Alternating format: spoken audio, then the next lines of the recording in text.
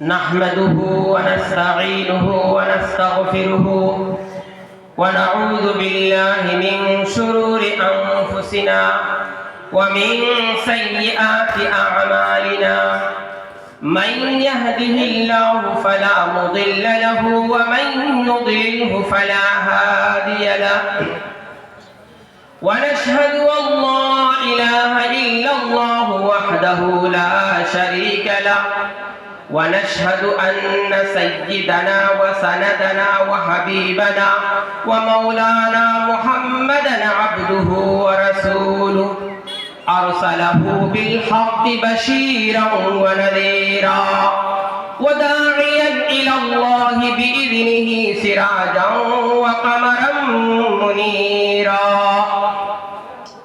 فقال تعالى في كلامه المجيد والفرقان الحميد أعوذ بالله من الشيطان الرجيم بسم الله الرحمن الرحيم قل هل يستوي الذين يعلمون والذين لا يعلمون وقال رسول الله صلى الله عليه وسلم تدارس العلم ساعة من الليل خير من أحيائها أو كما قال عليه الصلاة والسلام وصلى الله على سيدنا ومولانا محمد وصلى الله على سيدنا ومولانا محمد وعلى آله وأصحابه أجمعين وصلى الله على سيدنا ومولانا محمد وعلى آله وأصحابه أجمعين أما بعد محترم আজকের জয়নগর এলাকার ঐতিহ্যবাহী প্রতিষ্ঠান মুজাহিদুল উলুম মাদ্রাসার ৫১তম বার্ষিক এনামি জলসা ও দস্তারবন্দি উপলক্ষে আয়োজিত এই দ্বীনি সমাবেশে মহামান্য সভাপতি তথা এই মাদ্রাসার মুহতামিম হযরত মাওলানা সানুহর আলী বড়ভূইয়া সাহেব এবং এই মাদ্রাসার স্বনামধন্য আসাতিজায়ে কেরাম এবং এই ফুল বাগানের ছোট ছোট শিশুরা তলাবা ভাইয়েরা, আল্লাহ রাব্বুল আলামিনের অশেষ মেহেরবানি যে আল্লাহ রাব্বুল আলামিনে আমাদের সবাইকে তৌফিক দান করেছেন যে এই জাতীয় মজলিস, যে মজলিসের উপর রহমত বর্ষণ হয় সেই মজলিসে বসার তৌফিক দান করেছেন। তাই আমরা সবাই অন্তরের অন্তঃস্থল থেকে আল্লাহ রাব্বুল আলামিনের শুকরিয়া আদায় করি আলহামদুলিল্লাহ। আমরা আল্লাহর প্রশংসা যতই করি না কেন কম হবে। আমরা প্রশংসা কেনই করব না? আল্লাহ রাব্বুল আলামিন সর্বপ্রথম আমাদেরকে যে মানব জাতির কুলে জন্ম দিয়েছেন, আমরা মানুষ হিসাবে এই পৃথিবীতে এসেছি। মানুষের মর্যাদা, মানুষের দাম কতটুকু আমরা বিবেচনা করলে দেখতে পাই যে একটা হাতি বড় জন্তু, সেই জন্তুও ৫ কোটি ৪ কোটি মানুষের কাছে নত স্বীকার করে। এক হাতিকে যদি বলা হয় উঠ, তাহলে উঠে, বসে। শুধু এই হাতি বিবেচনা করে যে আমার উপরে যে বসে আছে সে মানুষ। এই মানুষের সম্মান দিতে গিয়ে হাতি, এই জন্তু বড় জন্তু হয়ে মানুষের কথা শুনে। এই হাতি কোনোদিন এই বিবেচনা করে না যে আমার উপরে যে বসে আছে সেই মানুষটা হিন্দু, মুসলমান, বৌদ্ধ, খ্রিস্ট কিছুই বিবেচনা করে না। শুধু এটাই ভাবে যে আমার উপরে শ্রেষ্ঠ জাতি, শ্রেষ্ঠ মখলুক মানুষ একজন আমার উপরে বসে আছে, তাই আমি তাকে সম্মান দিতে হবে, আমার কথা তার কথা শুনতে হবে। তাই হাতি আমাদের মানুষের কথা শুনে উঠে বসে গাছ টানে। এই সম্মান মানুষের। আর আমি হলাম আখিরিস জামান হযরত মুহাম্মদ সাল্লাল্লাহু আলাইহি ওয়াসাল্লামের উম্মত। সেই উম্মতের বৈশিষ্ট্য হলো যে একজন যদি এই পৃথিবীতে শেষ লগ্ন পর্যন্ত কলিমাওয়ালা উম্মত যদি বেঁচে থাকে, তাহলে এই দুনিয়া দরহম বরহম হবে না। এই দুনিয়ার সিস্টেম নিজাম কায়েম দায়িম থাকবে। সূর্য পূর্ব দিকে উদিত হবে এবং পশ্চিম দিকে অস্ত যাবে। এই ইমানদারের এই দাম, আমরা সেই ইমানদারের ঘরে জন্ম হয়েছি, তাই আবার শুকরিয়া আদায় করি আলহামদুলিল্লাহ। আমি এই কচিকাচা বাচ্চাদেরকে বলবো, আপনারা আল্লাহর কাছে শুকরিয়াতান সিজদা আদায় করে আল্লাহর শুকর আদায় করবেন, যেন আপনাদের মা বাবা আপনাদেরকে দ্বীনি প্রতিষ্ঠানে দাখিলা দিয়েছেন, ভর্তি করেছেন। আপনার দাম কতটুকু, সেই দ্বীনি প্রতিষ্ঠানে দ্বীনি শিক্ষার গুরুত্ব কতটুকু, আমি আপনাদের সম্মুখে সামান্য সময় আলোচনা করব। আল্লাহ তাআলা আমাকে তৌফিক দিন। এর আগে আমি বলতে চাই, আজকের যে দিবস, এই দিবস প্রজাতন্ত্র দিবস। আমরা মুসলমান, আমাদের মুসলমানের দুই ঈদ আছে। সেই ঈদ হলো, আমরা ঈদুল ফিতর এবং ঈদুল জুহা, বকরা ঈদ এবং রোজার ঈদ বলে আমাদের কাছে গণ্য উৎসব। কিন্তু এই ভারতবাসী সমগ্র জাতি ধর্ম বর্ণ নির্বিশেষে সকলের জন্য দুই ঈদ দেওয়া হয়েছে। দুই উৎসব সেলিব্রেশন করার মধ্যে উদযাপিত করার জন্য দুই দিন আমাদেরকে দান করা হয়েছে। সেই দিন হলো 15ই আগস্ট স্বাধীনতা দিবস এবং 26শে জানুয়ারি প্রজাতন্ত্র দিবস। আজকে প্রজাতন্ত্র দিবস। এই দিবস আমাদেরকে দান করেছেন আমাদের আকাবিররা, আমাদের উলামায়ে কেরামরা। 57,000 উলামায়ে কেরাম, 57,000 উলামায়ে কেরাম 1857 সালে যখন 1857 সালে শহীদ হয়েছে এই দেশের জন্য। তারপরে উলামায়ে কেরামরা ভাবলেন, এইভাবে দেশ স্বাধীনের জন্য যদি উলামায়ে কেরামরা শহীদ হয়ে যান, উলামায়ে কেরামরা চলে যান, তাহলে কি হবে? কাসিম নানতবী রাহমাতুল্লাহি আলাইহি বিবেচনা করে দারুল দেওবন্দের কওমি মাদ্রাসার প্রতিষ্ঠা করলেন।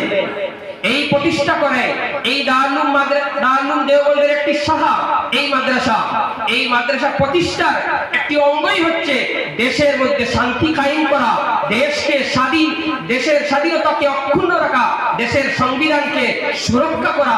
এই কওমি মাদ্রাসার এই উদ্দেশ্যের মধ্যে একটা অন্যতম উদ্দেশ্য। আমি আপনাদের সম্মুখে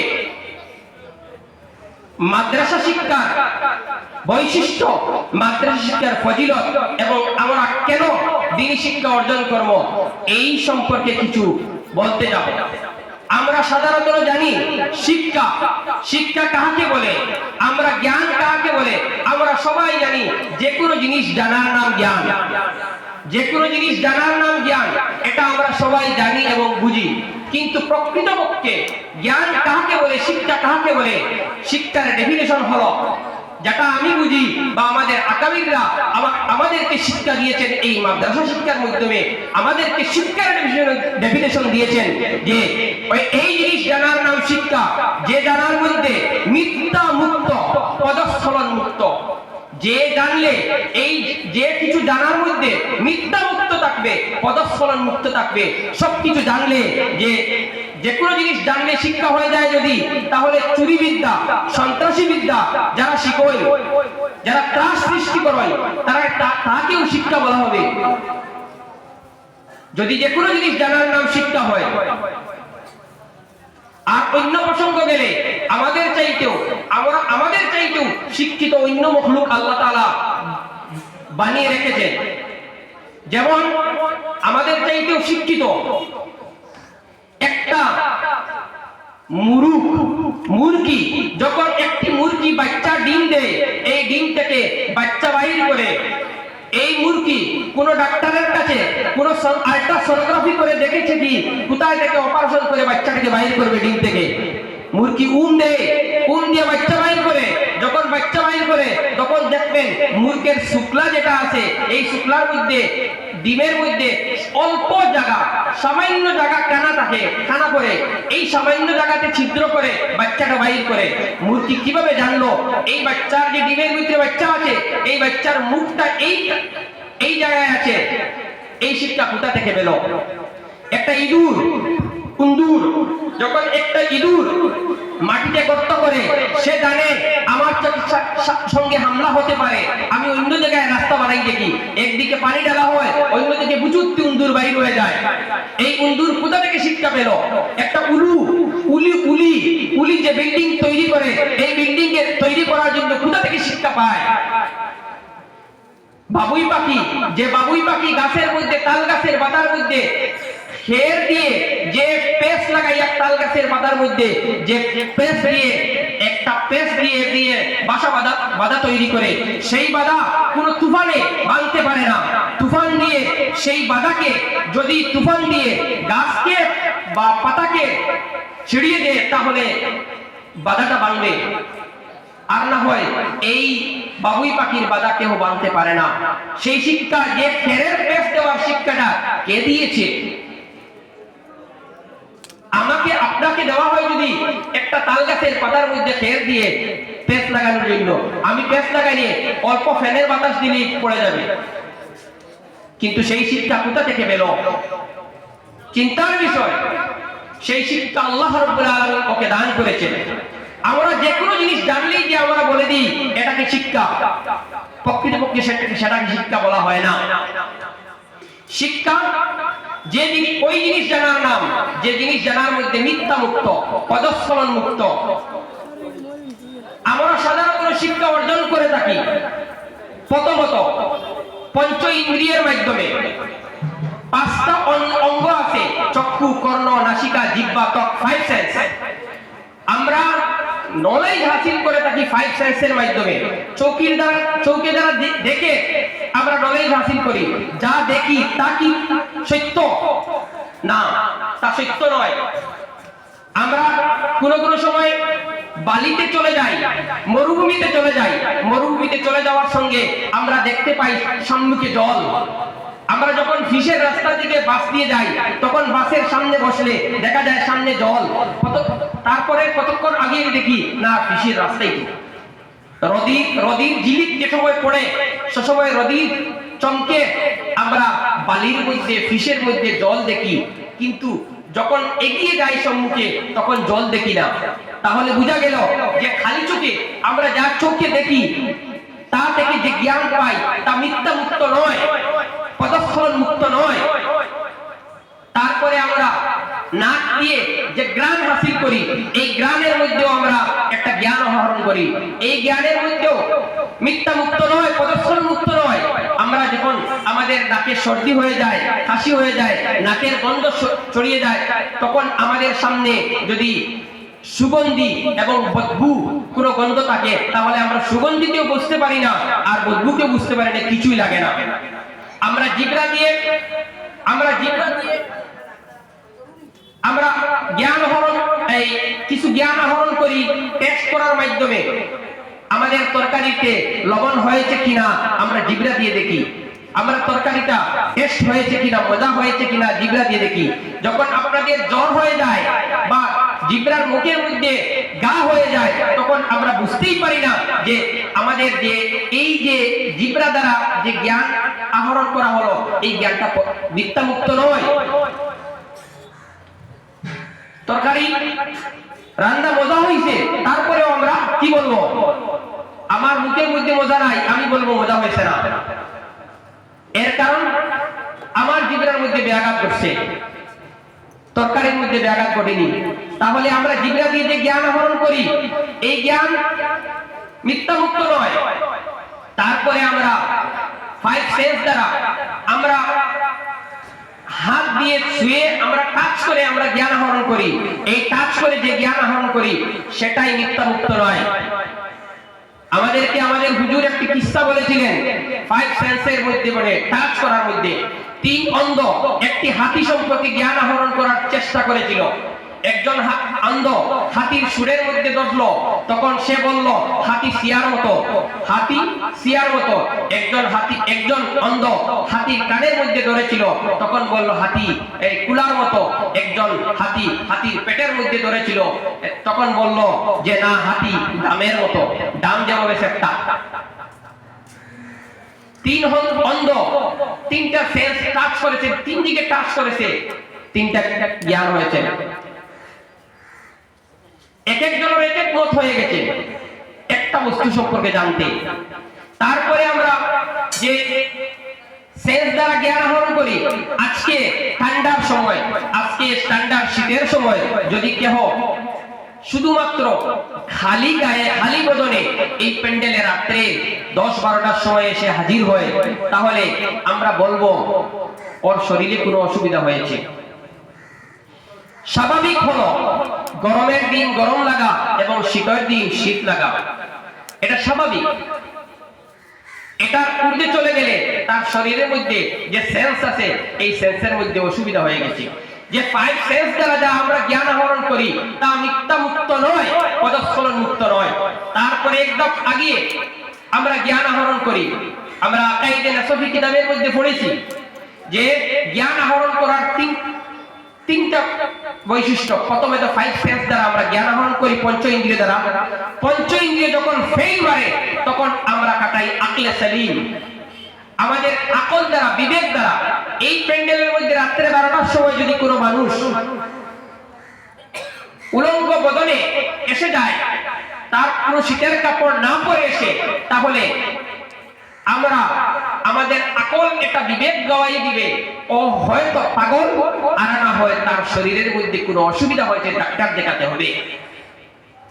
এইটা যে জ্ঞান পেলাম, পঞ্চ ইন্দ্রিয় ফেল মারার পরে আকলে কাজ করেছে, আকল বলেছে, এই আকল বলেছে এই জ্ঞান বিজ্ঞান পৃথিবীতে যা চলছে বর্তমান যুগে সমগ্র বিশ্বব্যাপী, এই জ্ঞান শুধু আকলের মধ্যেই চলছে।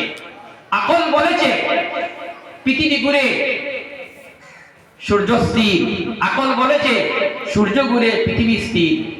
সূর্য ঘুরে না পৃথিবী ঘুরে, বিজ্ঞান এক সময় বলেছে পৃথিবী ঘুরে সূর্য স্থির, এক সময় বলেছে সূর্য ঘুরে পৃথিবী স্থির।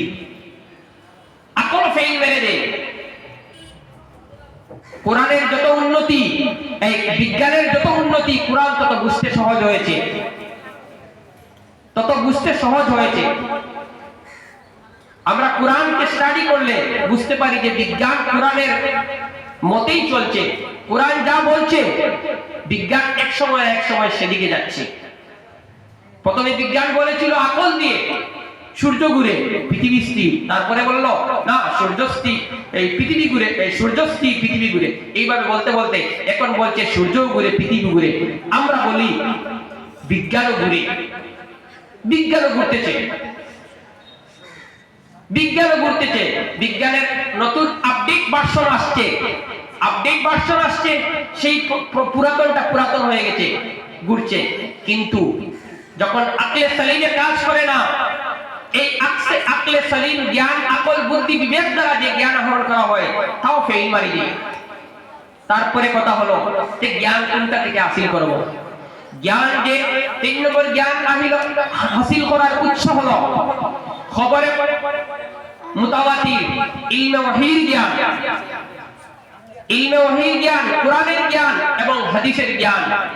এই জ্ঞানের মধ্যে কোনো মিথ্যা নাই, পদস্খলন নাই।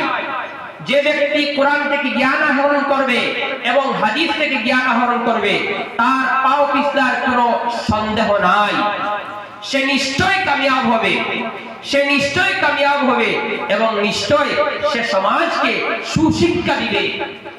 সে জ্ঞান বিজ্ঞানের যে শিক্ষা দেওয়া হয়, সেই শিক্ষার মধ্যে পৃথিবীর মধ্যে জ্ঞান বিজ্ঞানের উন্নতির মাধ্যমে যে তত যন্ত্রপাতি আবিষ্কার হয়েছে, এর 80% যন্ত্র মানুষের উন্নতির জন্য, মানুষের সফলতার জন্য আবিষ্কার করা হয়নি, মানুষকে ধ্বংস করার জন্য, মানুষের উপরে ক্ষেপণাস্ত্র মারে মানুষকে মেরে দেওয়া হয়েছে এই জ্ঞান বিজ্ঞানের আবিষ্কার।